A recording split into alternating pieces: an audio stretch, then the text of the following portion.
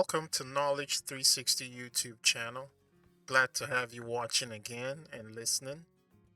Today's topic is about the real reasons why company executives and leadership are pushing for employees to return to the office. I know this has been in the news. Several big companies have been pushing for employees to return to the office, stemming from the work from home culture that sprung up out of the COVID 19 pandemic, right? And so a lot of people might be confused, and I wanted to take some time to really explain the hidden reasons why company executives and leadership want you back in the office. So, and to kind of kick things off, right?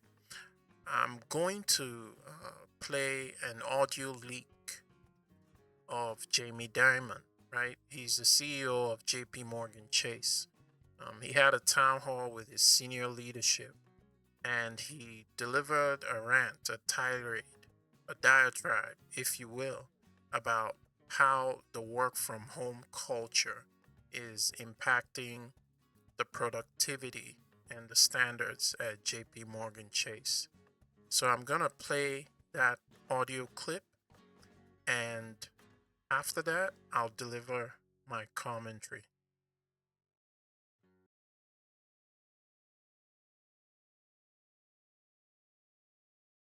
Were on the fucking Zoom and you were doing the following, okay? Looking at your mail, sending texts to each other about what an asshole the other person is, okay? Not paying attention, not reading your stuff, and if you don't think that slows down efficiency, creativity, creates rudeness and stuff, it does, okay? And when I found out that people are doing that, you don't do that in my goddamn meetings. You go to a meeting with me, you got my attention, you got my focus. I don't bring my goddamn phone. I'm not sending texts to people, okay? It simply doesn't work. And it doesn't work for creativity. It slows down decision making. And don't give me the shit that work from home Friday works. I call a lot of people on Friday. There's not a goddamn person to get a hold of. But here are the problems, okay? And they are substantial, okay? Which is the young generation is being damaged by this. That means they may or may not be on your particular staff, but they are being left behind. They're being left behind socially, ideas, meeting people. In fact, my guess is most of you live in communities a hell of a lot less diverse than this room. Every area should be looking to be 10% more efficient. If I was running a department of 100 people, I guarantee you, if I wanted to, I could run it with 90 and be more efficient. I guarantee you. I could do it in my sleep. And the notion, these bureaucracies, I need more people, I can't get it done. No, because you're filling out requests that don't need to be done. Your people are going to meetings they don't need to go to. Someone told me to approve some of his wealth management that they had to go to 14 committees. I am dying to get the name of the 14 committees. And I feel like firing 14 chairmen of committees. I can't stand it anymore. Now, you have a choice. You don't have to work at JP Morgan. So the people of you who don't want to work at the company, that's fine with me. I'm not mad at you. Don't be mad at me. It's a free country. You can walk with your feet, but this company is going to set our own standards and do it our own way. And I've had it with this kind of stuff. And, I come in, I've been working 7 days a goddamn week since COVID. And I come in and where's everybody else? They're here and there and the Zooms don't show up. And people say they didn't get stuff. So that's not how you run a great company. We didn't build this great company by doing that, by doing the same semi-disease shit that everybody else does.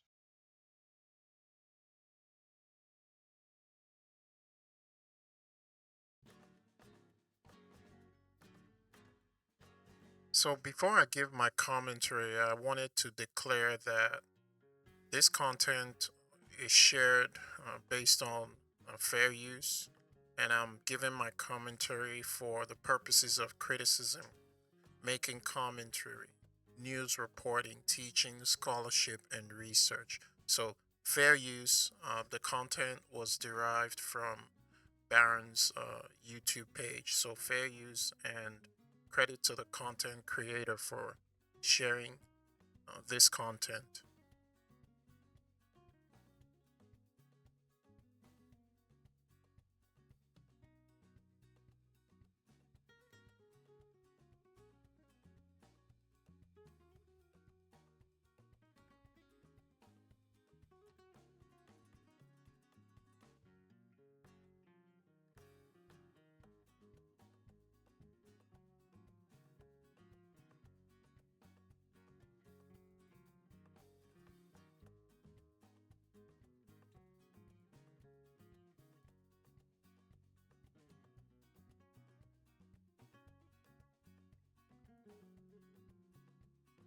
So there are several reasons why companies are pushing for a return to the office, and these are the real hidden reasons. Forget about what they're telling employees about fostering collaboration and innovation, strengthening company culture, improving communications, building an effective and high performing teams. Those are the front end reasons they give to employees to make them feel good and to make them think that this is about them. But here are the hidden reasons why executives and leadership at companies are pushing for employees to come back to the office. Number one, it's all about control, right? It's all about control. If a company is paying for your time, then they want to have control over you for the time that they're paying for. It's that simple. Some executives struggle with, the perceived loss of control in a remote work environment and the flexibility that employees have to manage their time in an autonomous fashion. And they feel that they can't properly monitor employee productivity and ensure adherence to company standard. So that whole out of sight and out of mind is making company leadership and executives feel that control is slipping from their grasp. So, number one, it's all about control. The second reason is that companies have made significant investments in commercial real estate and they face a lot of pressures from the shareholders, the board of directors, the stock market to justify those expenses, right? So think about the office building, air conditioning, maintenance services, water, internet, heating and cooling, and all the other sundry services associated with running an office building, right? That's a lot of investment. And those expenses are typically captured in companies' balance sheets every year, right? And so if they have buildings that are less than 20 or 30% occupied, right, they will face pressure to justify continuing to pay for those office spaces and all the associated costs, right? So it's very important for them to justify the expense in their balance sheet, not just the expense, the assets. Think of all the computers, servers, software, furniture, everything associated with having an office space. Those are expenses they have to capture in their balance sheets every single year. So they're facing pressure to justify those expenses.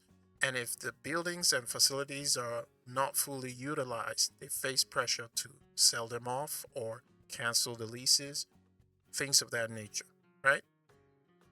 Also, in some cases, companies receive tax breaks and other incentives from the county, state, government when they site their office buildings in certain parts of the country, right? So, in order to maintain the tax breaks and the incentives, right, they have to maintain a physical presence in those locations. So, these are some of the hidden reasons: real estate and financial pressures. Reason number three: management style and comfort. Some managers are just more comfortable with the traditional in person, face to face interaction and management of their direct reports, right? Those managers are old school and they haven't transitioned from face to face work relationships to a remote work relationship. So it's difficult for those managers to make that adjustment, right? And a lot of managers like to tie physical presence with high productivity, right? Even though there's no evidence to support this, right? And so those are some of the reasons why they're pushing for a return to the office, because managers and leadership they're more comfortable with face-to-face in-person management of employees. Number three: quiet layoffs. companies and executives understand that they're going to face resistance to returning to the office, right? And they understand that employees have become used to working from home. And so a small percentage of the employee population would choose to resign versus coming back to the office because their lifestyle, their families, their kids, their day to day activities have kind of settled into a schedule because they work from home. And so returning back to the office would disrupt that. So leadership expects that a small percentage of the employees will resist and will choose to resign and work elsewhere versus coming back to the office. So that's a silent way for them to reduce employee overhead costs. Keep in mind, employee overhead costs is the biggest expense any company has, right? Think about your salaries, your bonuses, health insurance, and all that kind of thing. Those are really expensive, and it's the biggest cost in a company's books. And so, if a percentage of the employees voluntarily resign, hey, it saves the company some money, right? The fourth reason, preservation of traditional hierarchies, right? The office environment enforces that traditional top down power structure and hierarchy, which executives have become comfortable with for centuries, right?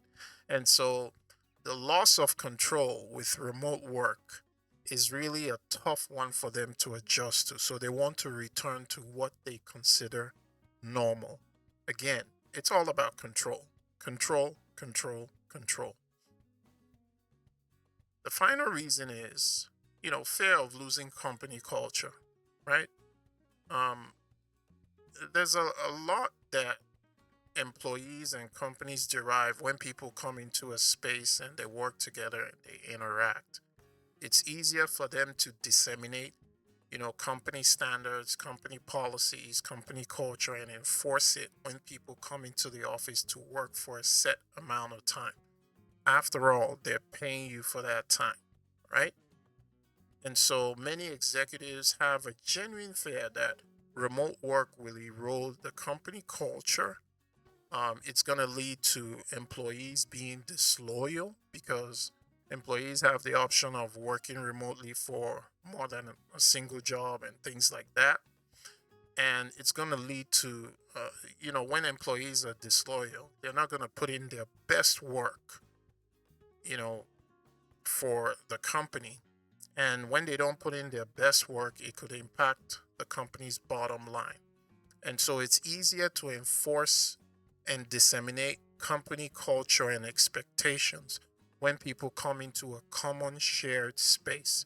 Again, it's all about control, right? So these are some of the reasons. They are hidden reasons. Companies are not going to put this in an email, but this is what's at the back of their minds as they push for return to the office. Are you facing such pressures? Well, you have to really take a step back and consider what your options are. It's always good to have options, right? Put yourself in a position of having options. When you have options, you have leverage. But if you don't have options, then I think the best thing would be to keep your job. And in order to keep your job, you just have to comply because it's a company policy. So, that's my take on this whole return to office trend that a lot of companies have started, and we will continue to see more companies do this as well. So, if you think this content was helpful, please like, share, and subscribe to my channel, and I'll see you on the next one. Peace.